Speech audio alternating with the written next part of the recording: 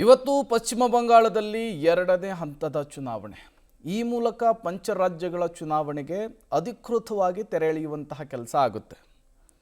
ಪಂಚರಾಜ್ಯಗಳ ಮತದಾನಕ್ಕೆ ಇವತ್ತು ಕೊನೆಯ ದಿನ. ಪಶ್ಚಿಮ ಬಂಗಾಳದಲ್ಲಿ ಇವತ್ತು ಎರಡನೇ ಹಂತದ ಮತದಾನ ನಡೀತಾ ಇದೆ.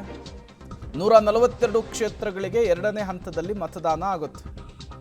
ಚುನಾವಣಾ ಕಣದಲ್ಲಿ 1448 ಅಭ್ಯರ್ಥಿಗಳು ಅದೃಷ್ಟ ಪರೀಕ್ಷೆಗಿಳಿದಿದ್ದಾರೆ.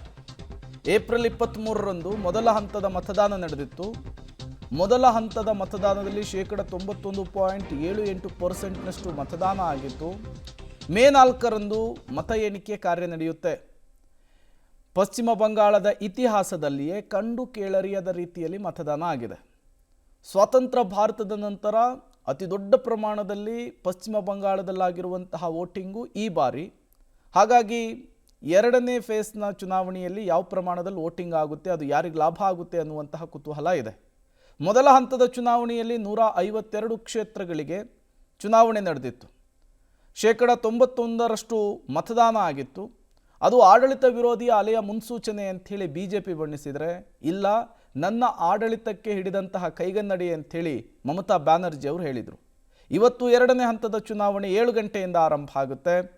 ಈ ಮತದಾನ ಯಾರಿಗೆ ಪ್ಲಸ್ ಆಗುತ್ತೆ, ಯಾರಿಗೆ ಮೈನಸ್ ಆಗುತ್ತೆ, ಸಂಜೆ 5 ಗಂಟೆಯ ನಂತರ ಎಕ್ಸಿಟ್ ಪೋಲ್ನಲ್ಲೂ ಕೂಡ ಗೊತ್ತಾಗುತ್ತೆ.